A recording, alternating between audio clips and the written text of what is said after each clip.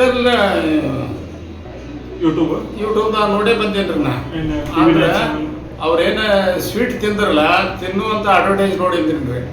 ಅಲ್ಲ ಇದು ಕಡಿಮೆ ಆದಾಗ ತಿನ್ಬಹುದಲ್ಲ ಅನ್ನುವಂಥ ವಿಚಾರದಿಂದ ನಾನು ಇಲ್ಲಿ ಬಂದೇನೆ ರೀ. ಮತ್ತು ಇನ್ನೊಂದ್ರೆ ಈ ಇಂಗ್ಲೀಷ್ ಮೆಡಿಸಿನ್ ತೊಗೊಳಕಾಗ್ತಿ ಭಾಳ ವರ್ಷ ಆಯ್ತು. ಬೇಜಾರಾಯ್ತು ನನಗೆ. ಇವನ್ ತೊಗೊಂಡ್ರೆ ನಾಳೆ ಏನಾದ್ರು ಅಪಾಯ ಆದಿತ್ತಲ್ಲ, ಮುಂದೆ ಹ್ಯಾಂಗೆ ಇದು ಒಂದು ಆಯುರ್ವೇದಿಕ್ ಸ್ವಲ್ಪ ತೊಗೊಂಡ್ರೆ ಮುಂದೆ ಚಲೋ ಆದಿತ್ತು ಅನ್ನುವಂಥ ಭರವಸೆ ಮೇಲೆ ಬಂದೇನೆ ರೀ. ಮತ್ತು ಇಲ್ಲಿ ನಮ್ಮ ಮಗ ಅದನ್ನ ಮಗಳದಾಳು ಬೆಂಗಳೂರಿಗೆ ಬಂದಾಗ ಸ್ವಲ್ಪ ಹೆಲ್ಪ್ ಆಗ್ತೈತಿ. ಇದನ್ನು ಕಂಟಿನ್ಯೂ ಮಾಡಿ ಏನೋ ಮಾಡಿದ್ರೆ ಸ್ವಲ್ಪ ಸಾಧನೆ ಮಾಡಬೇಕು ಅಂತ ತಿಳ್ಕೊಂಡು ಬಂದೇನೆ ನಾನು. ಸುಮ್ಮನೆ ಯಾಕಂದ್ರೆ ನನಗೆ ಗ್ಯಾರಂಟಿ ಐತಿ.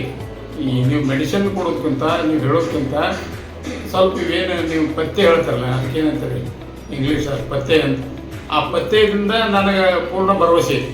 ಯಾಕಂದ್ರೆ ಏನೇನು ಹೆಚ್ಚು ಶಕ್ತಿವರ್ಧಕ ಅಥವಾ ಹೆಚ್ಚು ಏನು ಶುಗರ್ ಉತ್ಪಾದನೆ ಮಾಡುವಂಥ ಏನು ಕಡಿಮೆ ತಿಂದಾಗ ಆಟೋಮೆಟಿಕ್ ಕಡಿಮೆ ಆಗ್ತದೆ. ಇದೆಲ್ಲ ಸಕ್ಕರೆ ಇಲ್ಲ, ಚಾ ಕಾಫಿ ಕುಡಿಯೋದಿಲ್ಲ, ಊರಟ ಕುಡಿಯೋದಿಲ್ಲ ರೀ.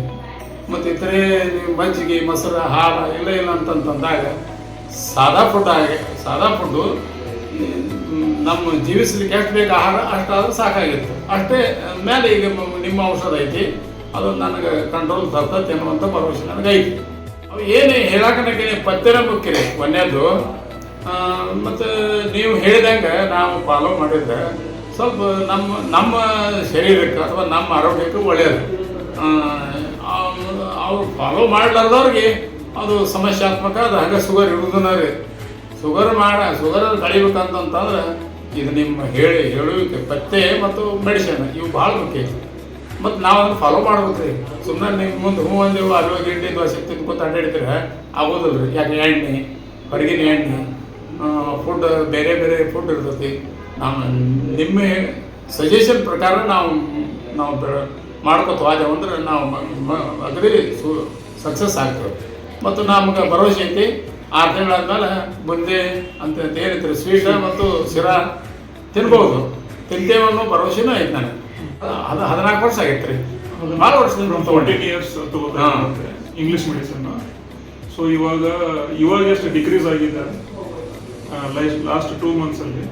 ಇವಾಗ ಇದು it reduce to almost half of what he was taking earlier. Doctors, it is very friendly first of all, and more caring and more comfortable. Okay, and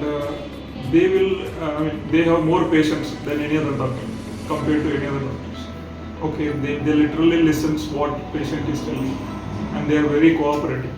That is the best in this hospital.